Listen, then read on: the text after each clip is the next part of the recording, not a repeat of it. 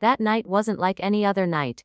There was something in the air that felt heavy, a kind of silence that didn't just fill the room. It pressed against your chest. I remember standing at the door, hesitant to knock, hesitant to even breathe too loud. The house was dim, shadows stretching long across the walls, and in that quiet, I could almost hear the sound of a heart breaking. When I finally opened the door, there he was. My son. My strong, confident, once laughing boy, now sitting on the edge of the couch with his head buried in his hands, shaking like the world had finally become too much. He didn't even look up when I walked in. He didn't have to. I could already feel the weight of his pain before a single word was spoken. He whispered, almost to himself, "She broke me, Dad." The words hung there like smoke. Bitter, lingering, suffocating. His wife's name trembled on his lips, as though saying it might somehow make sense of the hurt he carried. Every sentence that followed was like watching someone try to hold shattered glass, cutting themselves deeper the longer they clung to it. He spoke of betrayal, of disappointment, of how he had given everything and still felt unseen. And in between those words, I heard the truth he couldn't bring himself to say. He wasn't just blaming her. He was lost. Completely, painfully lost. As I stood there, I realized this wasn't about one fight or one mistake. It was about years of small wounds that were never spoken about, of pride that had grown taller than love, and silence that had settled where forgiveness should have lived. Sometimes, when people break, it doesn't happen all at once. It happens quietly, piece by piece, until one night, everything falls apart. And that night was his breaking point. I wanted to fix it right there. I wanted to say the right word. I don't even recognize myself anymore. And there it was. The truth behind every ounce of pain. He wasn't just broken because of her, he was broken because he had lost the man he used to be. That boy who once laughed easily, who believed love could conquer anything, now sat before me like a stranger in his own story. And I understood then that this night wasn't a curse. It was a revelation. It was the night he met himself again, face to face with the version of him that needed healing more than he needed to win an argument. Sometimes the nights that hurt the most are the ones that wake us up to who we've become. They strip away the noise, the defenses, and the lies we tell ourselves just to survive. They leave us bare, raw enough for God to reach us again. That night didn't fix everything, not right away, but it began something. It softened something inside him. It reminded both of us that even in our deepest breaking, grace still whispers, "You're not beyond repair." Blame has a strange way of making pain feel a little lighter, at least for a moment. It gives the heart something to point at, something to hold responsible, when everything feels like it's falling apart. That night, as my son sat there with tears burning behind his eyes, every word that came out of his mouth carried the weight of accusation. "She did this," he said. "She changed. She stopped caring." And with every word, I could hear him building a wall between himself and the truth he didn't want to face. Blame had become his refuge. A shelter built out of anger, because he was too afraid to sit with the ache of his own disappointment. I listened quietly, and in his voice, I could hear something deeper than anger. It wasn't rage that spoke, it was hurt. It was confusion. It was the sound of someone who felt betrayed by life itself. And yet, I knew what was really happening.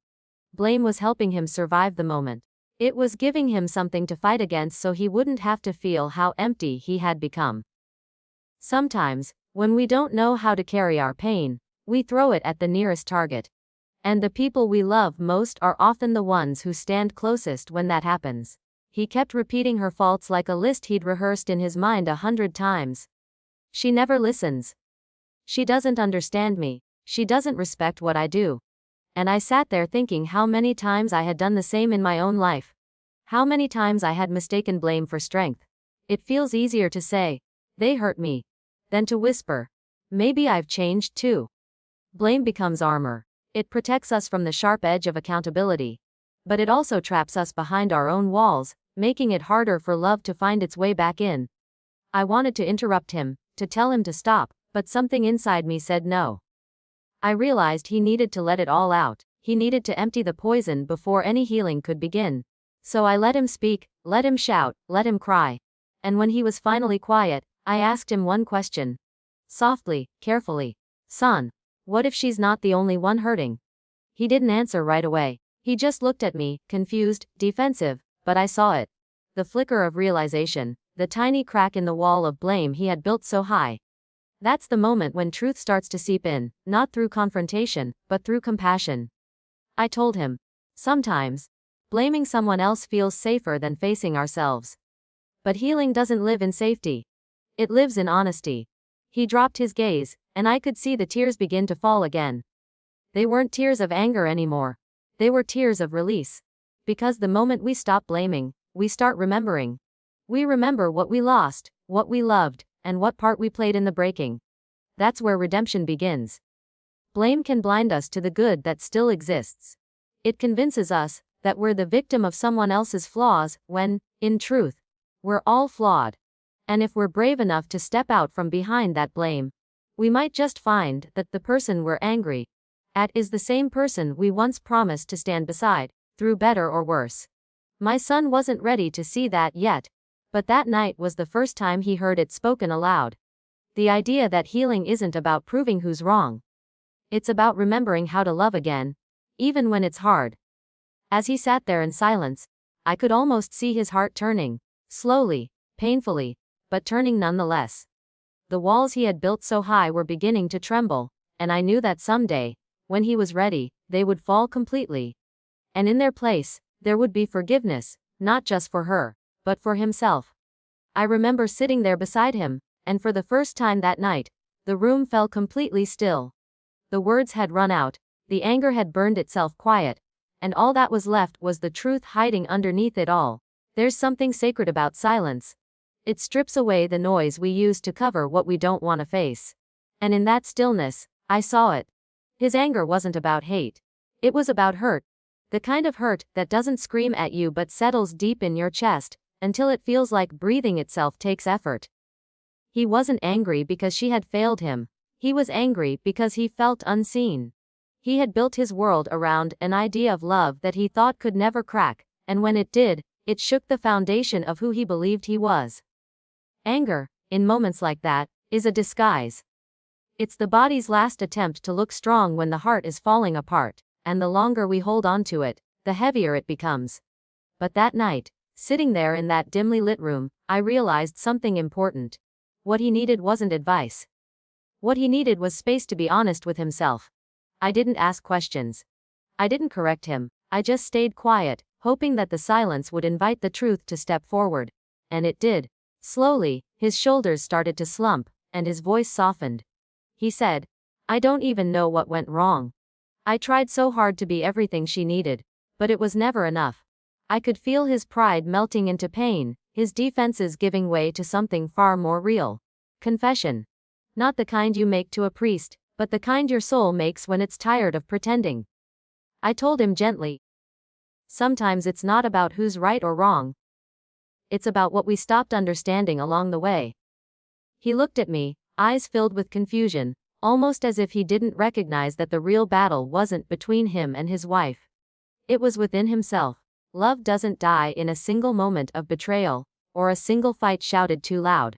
It dies in the little silences, in the days when pride speaks louder than compassion, and when listening becomes harder than defending. That's what had happened to him. The anger was just the smoke. The real fire had been burning quietly for years. He began to talk differently after that. The words came slower, more thoughtful. He spoke about the pressure of trying to be perfect, about how he had grown tired of pretending everything was fine when it wasn't. And I saw something shift in him. It wasn't forgiveness yet, but it was the first spark of understanding. That's when I realized. Truth doesn't always roar in. Sometimes it sneaks in through the cracks that pain leaves behind. I reminded him that love isn't a war to win, but a garden to tend. You can't water resentment and expect flowers to grow. You can't shout over someone's pain and expect peace to return. When he finally leaned back and closed his eyes, I knew that somewhere inside, he was beginning to see the difference between anger and truth. Anger demands to be heard, but truth waits quietly to be seen. The hardest part of healing is realizing that the person you're angry at might be the same person you still love. And that's where grace has to step in, because no amount of blame, no amount of bitterness, can fix what only honesty can heal. That night, sitting beside my son, I didn't try to fix his marriage or his pain.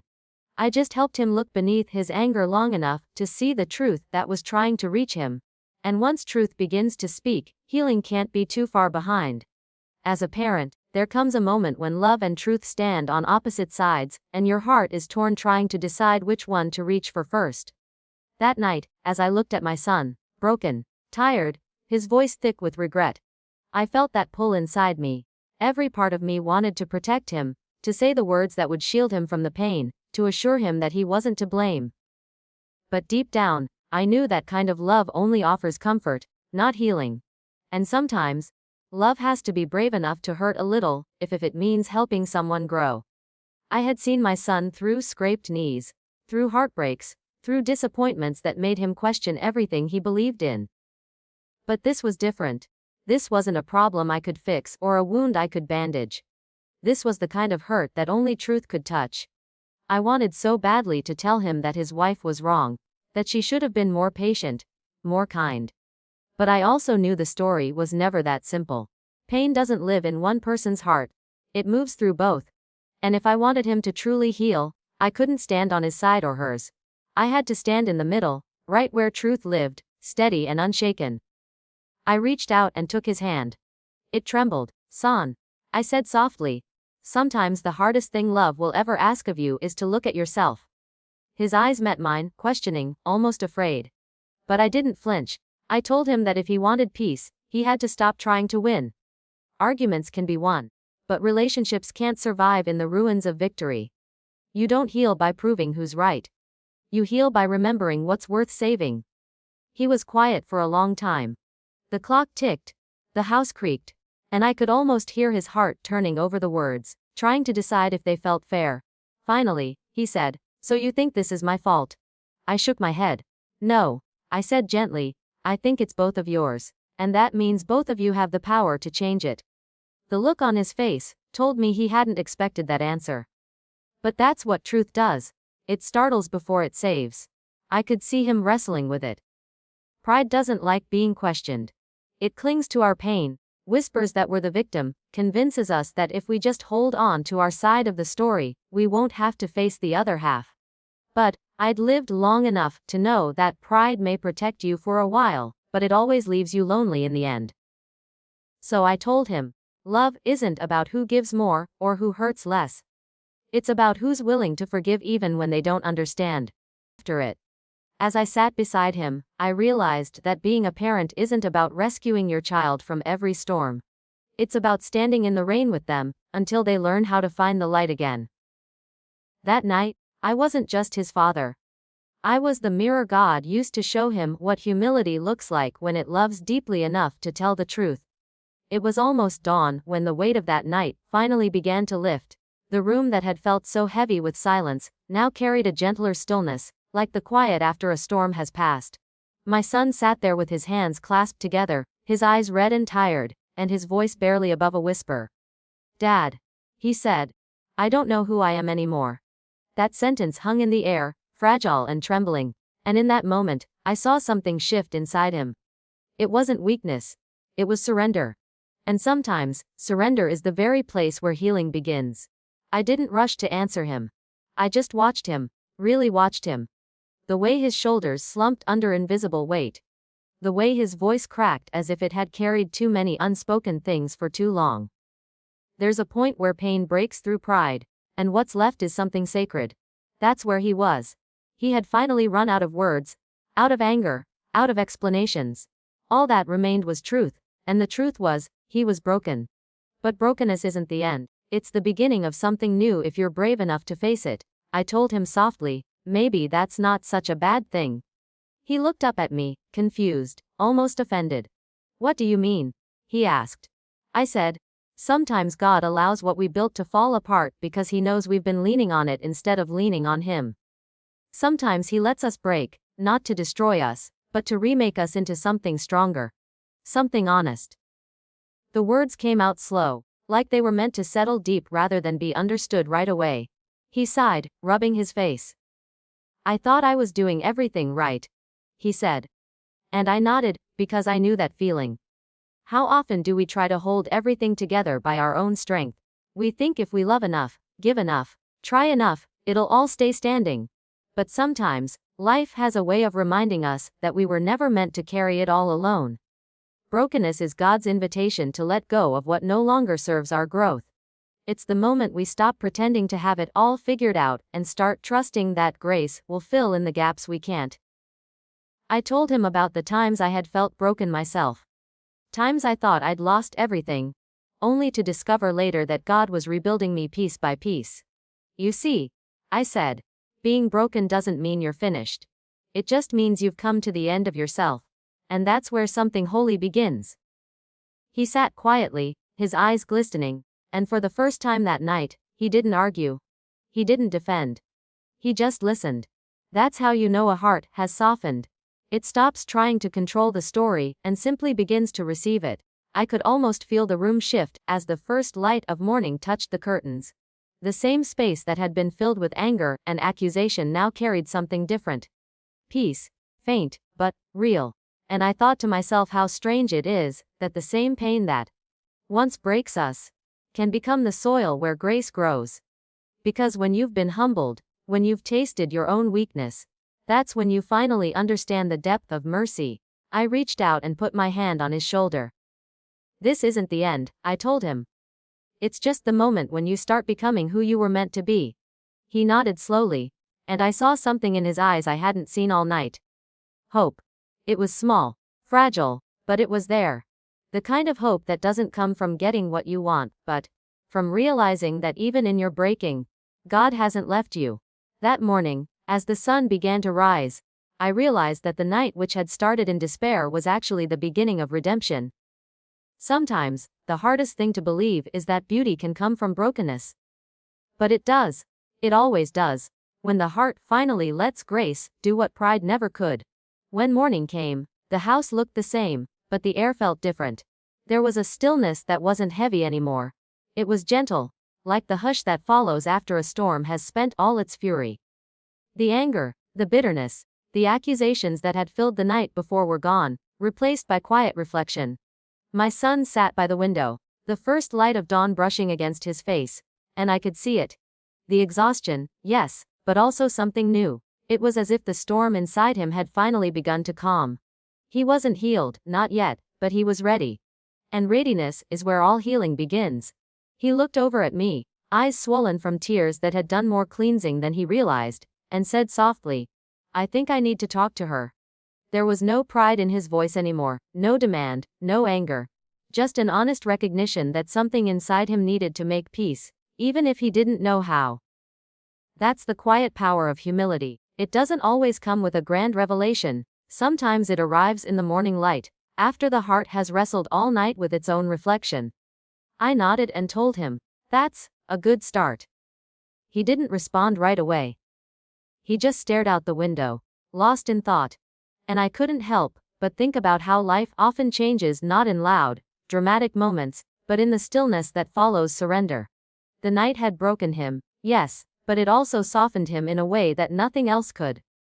The anger that once blinded him had given way to awareness, to the realization that love can't survive when pride is louder than compassion. He began to talk quietly, not about what she had done, but about what he could have done differently.